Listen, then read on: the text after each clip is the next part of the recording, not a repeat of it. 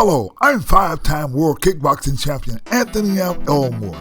My topic today is Linn Sitler versus Black America USA.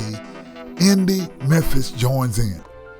In the civil rights movement in Alabama, you had white racist sheriff Bull Connor who used government resources to deny African Americans their rights of equality in America. While unknown to Black America USA, or even known or understood to Black Memphis, Shelby County Film Commissioner Linn Sitler used her position power as Memphis Shelby County Film Commission to effect African American equality, dignity, and achievement. She used her position to retard change in Black America USA. One of the most powerful and influential positions in Black America USA is America's Black film and television culture. In 1971, Black filmmaker Melvin Peoples wrote, produced, directed the movie Sweet Sweet Black. This movie was the first movie in American history whereas a Black man expressed Black pride and does not get killed in the end of the movie. The Black film Sweet Sweet Black got Black America a voice it never had on the big screen, and it ushered in a cycle of Black exploitation pictures that included Shaft, Coffee, Superfly. It was not until 1986, whereas Black filmmaker Spike Lee wrote, produced, directed, and starred in his black and white film She's Gotta Have It. Almost concurrently, Black filmmaker Robert Townsend produced his semi-autobiographical story titled Hollywood Shuffle. Hollywood Shuffle is a 1987 satirical comedy about racial stereotypes in film and television. The film tracks the attempts of Bobby Taylor to become a successful actor and the challenges he faced as a Black actor, being told he was not Black enough for certain roles. Now, in regards to filmmaking in Memphis, Tennessee, in 1987, there has only been 2 feature films produced in Memphis. In 1928, MGM produced the movie Hallelujah in Memphis. In 1984, Cannon Films produced the movie Making the Grade in Memphis. Never in the history of Memphis, Tennessee, had there ever not only been an independent feature film produced in Memphis.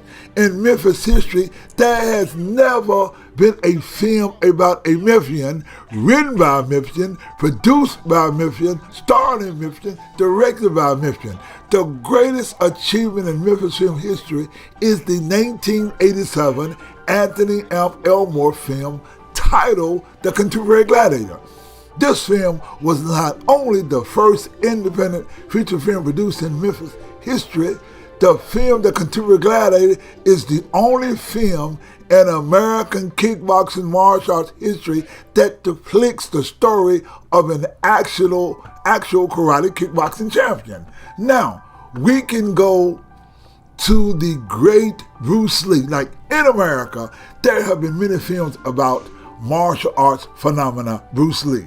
Bruce Lee was not a martial arts champion.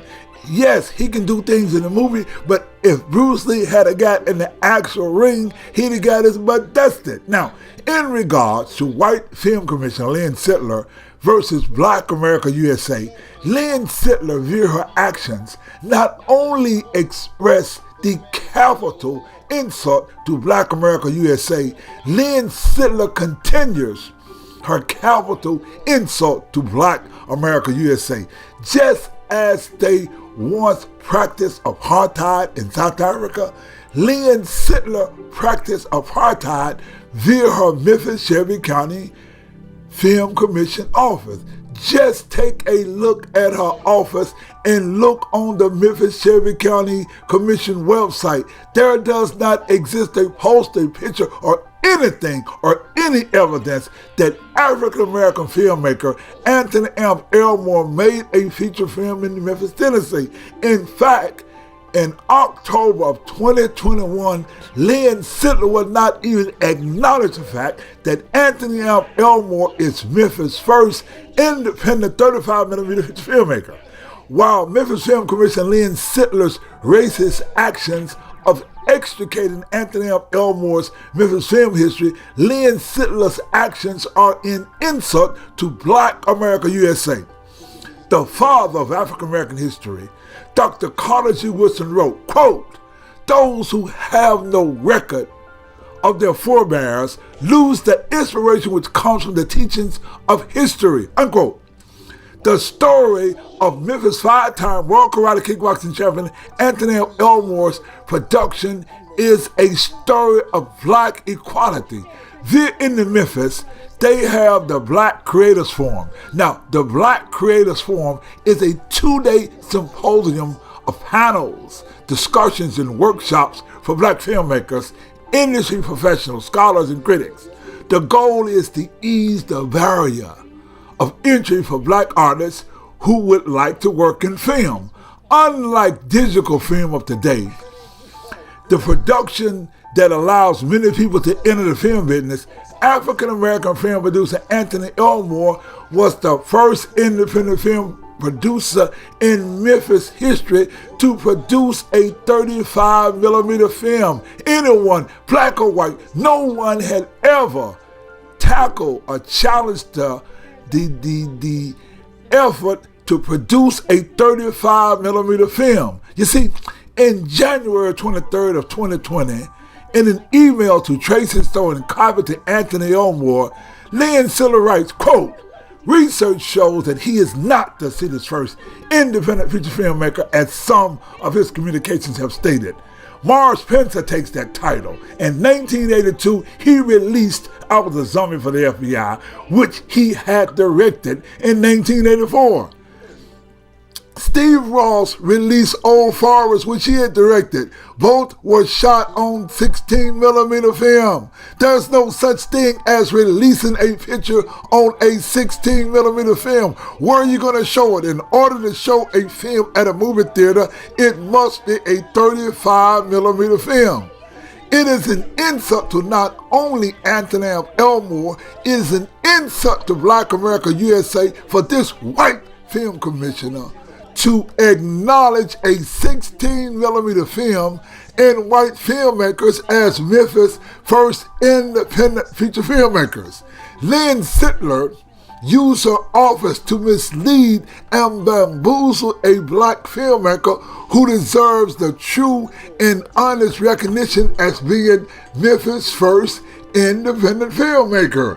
Now, what is even more insulting to Black America USA is the fact that the white Memphis Shelby County Film Commissioner Linn Sitler used tax dollars to produce a modern movie-making marker in 2018. Now, on that marker, she does not mention Morris Spencer or Steve Ross as Memphis' first independent filmmakers. However, she notes that the Black community, that white 16mm filmmakers are Memphis' first independent feature filmmakers. She bamboozled, but right Anthony Elmore tells him, oh, he's not the first independent filmmaker. And she credits the white boys who doing a 16mm film that never showed at one theater as being Memphis independent feature filmmakers. But on that movie-making marker, she does not mention that. Now, the chairman of the board of the Memphis Shelby County Film Commission is an African-American woman by the name of Gail Jones Carson. I know Gail. I know her mother while we both graduated from Hamilton High School. Now, in regards to Linn Sitler's insult to Black America, USA, and African-American Memphis Shelby County Film Commission Board Chairman Gail Jones Carson, Dr. Martin Luther King writes, in reference to Gail Jones Carson, Dr. King writes, quote, "History will have to record that the greatest tragedy of this period of social transition was not the strident clamor of bad people, but the appalling silence of good people," unquote. You see, There's an African-American brother on the board of the Memphis Shelby County Film Commission by the name of Fabian Matthews. He owns a business. Now, I wonder how does Fabian Matthews feel being a part of the Memphis Shelby County Film Commission that works counter to the equality of Black America USA. Let me explain insult to injury perpetrated by Gail Jones Carson. Linn Sitler traveled to Nashville seeking money for the failed NBC drama in 2019. Gail Jones Carson used her influence, and she's vice president of the NAACP. She's used her influence to get Tennessee State Senator Ramash Akbari and Tennessee State Representative Jay Hardaway to use their influence as members of the Tennessee Black Caucus to get state dollars for the failed white NBC drama Bluff City Law. Neither Ramash Akbari or Jay Hardaway, who represents Orange Mound, can directly point to not one single benefit other than themselves to the African American community that the benefit of the tax dollars of spending over $5 million to incentivize Bluff City Law filming in Memphis. While Memphis gave a white film and a white film filmmakers over $5 million of our tax dollars, Black filmmaker Tyler Perry in Atlanta created a multi-billion-dollar film industry in Atlanta. Black filmmaker Tyler Perry opened the largest film studio in America that is larger than Paramount, Disney, and Warner combined. Neither Linn Sitler nor Gail Jones Carson, Jay Hardaway, or Ramash Akbari will come to Orange Mound or say anything regarding the racism and the white supremacy Linn Sitler perpetrated on the African American community of Orange Mound and on Anthony Elmore. Now, let's take this thing further. It is clear to the white Shelby County Film Commission, Linn Sitler, that Anthony Elmore was filming Memphis' first independent 35mm feature film.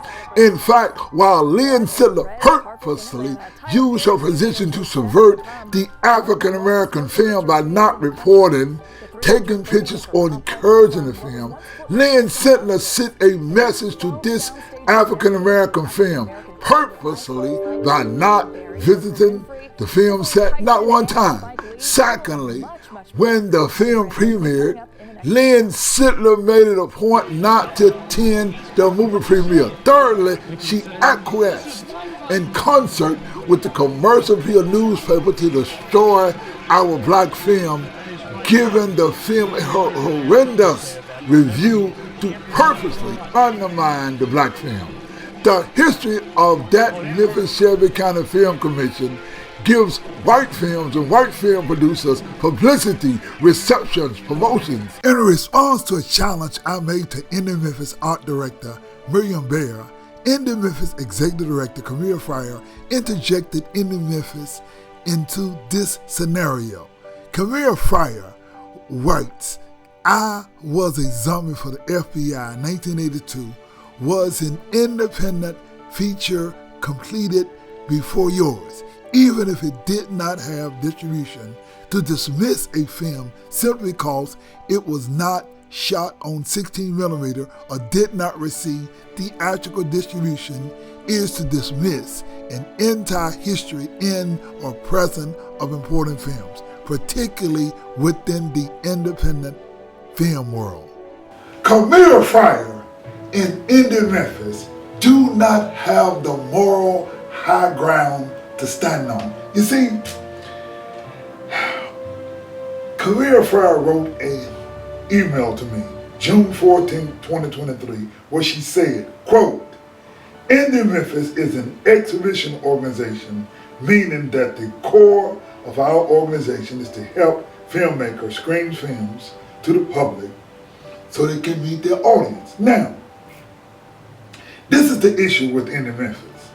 They have been around since 1998 and asked Kimel Fryer the question, how is it that in Memphis, Tennessee, We have a 70% black population, and the black man, who is the first in Memphis history to meet SMPTE, that is the Society of Motion Picture Television Engineers standard of making a film. We made the film, The Contemporary Gladiator, in 1988.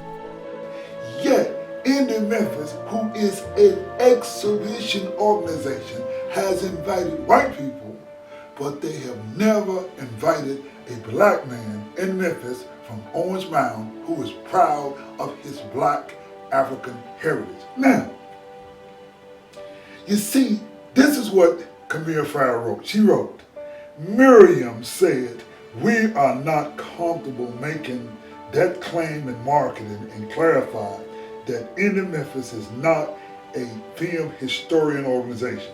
She said, you are clearly a pioneering Memphis filmmaker, and we were honored to highlight that fact. Now, the way that white people and now black people deny us of our black history and being first is that they change the rules. See, they changed the rules because the film I was examining for the FBI did not meet the SMPTE or the Society of Motion Picture Television Engineers standard, whereas the film never played in one single movie theater, whereas our black film played around the world.